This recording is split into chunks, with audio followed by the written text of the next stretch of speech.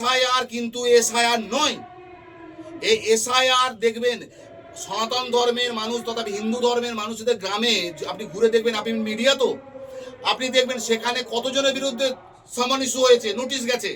কিন্তু একটা মুসলিম এরিয়ায় যান, সেখানে এদিকে দেখবেন যে 100 যে এনআরসি যখনই বাদ চলে যাবে মুসলিম কমিউনিটির মানুষের, ভাববেন একটা কথা, তারা যাবে কোথায়? Detention camp.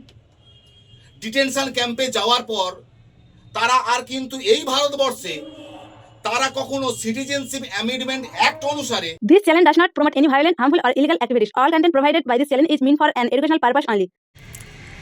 বলছিলাম স্যার, শুভেন্দু তথা বিজেপি সরকার যে 1.5 কোটি রোহিঙ্গার নাম বাদ দেওয়ার একটা টার্গেট দিয়েছিল, সেটা কি বাস্তবায়িত হতে চলেছে? কারণ দেখা যাচ্ছে যে মাত্র 26 লক্ষ মানুষের নাম এসেছিল। এখন কিন্তু দেখা যাচ্ছে যে কারণে নাগরিক হয়রানি করছে এসআইআর নামে, এসআইআর হেয়ারিং নামে, সেটা নিয়ে কী বলবেন? দেখুন, প্রথমে বুঝতে হবে ব্যাপারটা। প্রথমে যখন এই এসআইআর নিয়ে হইচই শুরু হলো, এই হইচইয়ের অনেকগুলো কারণ দেখতে পাচ্ছি আমি। প্রথম কথা হচ্ছে যেটা যে এসআইআর নাম বাদ দেওয়ার পার্টে আপনার কোশ্চেনের আনসারটা আমি দিচ্ছি, একটু বলতে হবে আমাকে। এসআইআর নিয়ে মমতা বন্দ্যোপাধ্যায় তথা তৃণমূল সুপ্রিমো তিনি বলেছিলেন এই রাজ্যে এসআইআর হতে দেব না। এটা রাজ্যের মানুষ সবাই জানে।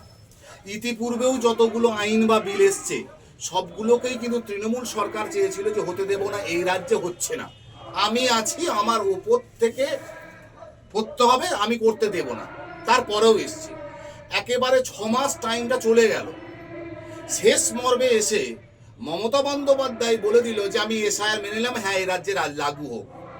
এই ইঙ্গিত থেকে বোঝা যায় যে এই শুভেন্দু বাবু যে 1.5 কোটি রোহিঙ্গা বা 10 কোটি রোহিঙ্গা, ওদের ভাষায়, বিজেপিওয়ালাদের ভাষায়, এই বিজেপিওয়ালাদের ভাষাতে যে রোহিঙ্গা পারপাসটা, এই বিষয়টা কোন অ্যাঙ্গেল থেকেই কি তাহলে মমতা বন্দ্যোপাধ্যায়ের সঙ্গে যোগ সাজু বলে বোঝা যাচ্ছে না? যে একবারে মুখের সামনে গিয়ে লাস্ট পিরিয়ডে গিয়ে যে বলবে গিয়ে যে না আমি এসআইআর মেনে নিলাম। এখন মানুষ তো বিভ্রান্ত, কোথায় যাবে না যাবে ঠিক করতে পারছে না, কি কি ডকুমেন্টস লাগবে। শুধু তো বলেছিল যে এই যাদের 2002 সালে নাম রয়েছে তাদের শুধু বাবার নাম বা যাদের আছে তারা শুধু ফর্মটুকু ফিল আপ করলে হবে। এখন দেখতে পাচ্ছি একটা বাবার 4-5টা ছেলে হতে পারে, 10টা হতে পারে। এখন ওই ডিপার্টমেন্ট থেকে সমন করে ডাকছে, ডেকে বলছে আদৌ আপনার ছেলে এতগুলো আছে কিনা। ভারতবর্ষের আইনে এখনো পর্যন্ত কে কটা বাচ্চা নেবে, ভারত স্বাধীনের পর থেকে এখনো পর্যন্ত সে আইন এখনো আসেনি যে 2-3 একটা বাচ্চা নিতে হবে। যাদের 5টা-6টা বাচ্চা আছে তাদের এসআইআর এই সামন করে তাদেরকে ডেকে বিভ্রান্ত ছড়া, এগুলো কিছু না। আমি এটাকে বলতে পারি এক কথায় যে ইন্টেনশন ভাবে আপনার কোশ্চেন আনসার দেওয়ার জন্য, ইন্টেনশন ভাবে বাদ দেওয়ার জন্যই শুধুমাত্র এই প্রক্রিয়া। আর তার সাথে সাথে আপনাকে আরেকটা কথা বলে দিই, যেটা আমি কয়েকদিন আগে বলে আসছি, যে এসআইআর কিন্তু এসআইআর নয়। এই এসআইআর দেখবেন সনাতন ধর্মের মানুষ তথা হিন্দু ধর্মের মানুষদের গ্রামে আপনি ঘুরে দেখবেন, আপনি মিডিয়া তো আপনি দেখবেন সেখানে কতজনের বিরুদ্ধে সামান ইস্যু হয়েছে, নোটিশ গেছে। কিন্তু একটা মুসলিম এরিয়ায় যান, সেখানে এদিকে দেখবেন যে 100%-এর মধ্যে 90% লোকের কাছে সামান গেছে। কি তাদের অবস্থা না, আগে শেখ তার বাবার পরে শেখ হয়েছে, কি তার নামের আগে মোল্লা ছিল তার পরে গিয়ে মোল্লা হয়েছে, কি আহমেদ ছিল। এই বিষয়গুলোকে নিয়ে ফালতু হ্যারেস ছাড়া কিছু না। উদ্দেশ্য একটাই, এসআইআর করে মুসলিম কমিউনিটির মানুষদের নাম বাদ দিতে হবে।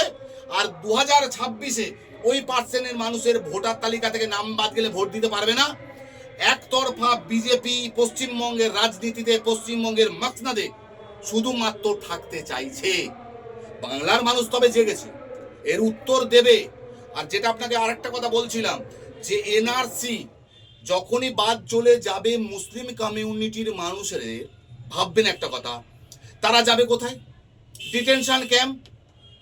ডিটেনশন ক্যাম্পে যাওয়ার পর তারা আর কিন্তু এই ভারতবর্ষে তারা কখনো সিটিজেনশিপ অ্যামেন্ডমেন্ট অ্যাক্ট অনুসারে এই ভারতে কিন্তু নাগরিকত্ব পাচ্ছে না। তারা কিন্তু ভিনদেশিয়া হয়ে যাচ্ছে। পৃথিবীর কোন দেশ থেকে এসছে, চাঁদ থেকে এসছে না মঙ্গল গ্রহ থেকে এসছে, সেটা কিন্তু আর বলা যাবে না। বাংলাদেশ বলে বিষয় নয় যে বাংলাদেশ বসে আছে বাংলাদেশ নেবে বলে, এরকম তো ব্যাপার না। ফলে আর হিন্দু সম্প্রদায়ের মানুষ যারা সনাতন ধর্মের মানুষ তারা কিন্তু যদি এসআইআর থেকে নাম বাদ চলে যায় তাহলে কিন্তু তারা সিটিজেনশিপ অ্যামেন্ডমেন্ট অ্যাক্ট দ্বারা তারা এই ভারতবর্ষে তারা কিন্তু আবার নাগরিকত্ব নেওয়ার জন্য ফর্ম ফিল আপ করবে এবং ভারত সরকার তাকে এই ভারতে থাকার জন্য পারমিশন দেবে, মুসলিমদের দেবে না। অ্যাকচুয়াল বিষয়টা হয়েছে সেই সময় থেকে এনআরসি সিটিজেনশিপ অ্যামেন্ডমেন্ট অ্যাক্ট, তারপর হলো এই এসআইআর, সব অ্যাঙ্গেলটা আমি মুসলিম কমিউনিটির মানুষদের বলছি, সব অ্যাঙ্গেলটা কিন্তু এনআরসি। আমি যার কারণে সব জায়গাতে প্রত্যেকটা মিডিয়ায় বলে আসছি একটা কথা, এসআইআর এর কাজ যেমন করছেন করুন, তার সাথে সাথে কিন্তু আপনারা লোকাল এডিএসআর যেখানে রেজিস্ট্রি হয় পাতি বাংলা ভাষায় বললাম, বা যেখানে রেকর্ড হয় BL and LRO, block development block land and land reform officer, তার কাছ থেকে গিয়ে আপনাদের বাপ দাদার পৈতৃক যত সম্পত্তির পুরনো কাগজ রয়েছে কালেক্ট করুন। তা না হলে এ যা চক্রান্ত করছে এই বিজেপি সরকার সাথে মমতার সরকার, পশ্চিমবঙ্গে বিজেপি সরকার মমতার সরকার দুজনে মিলে একই জায়গা মুসলমানদের একটা পিঠেতে ছুরি মারা হচ্ছে, একজন ডিরেক্ট ছুরি মারছে বিজেপি সরকার আর তৃণমূল পেছন দিক থেকে ছুরি মারছে। এটা বাংলার মুসলিমকে জাগা দরকার, আর যদি এর পরেও না জাগে তাহলে আর বলার কিছু নেই, তাহলে চলো ডিটেনশন ক্যাম্পে থাকো।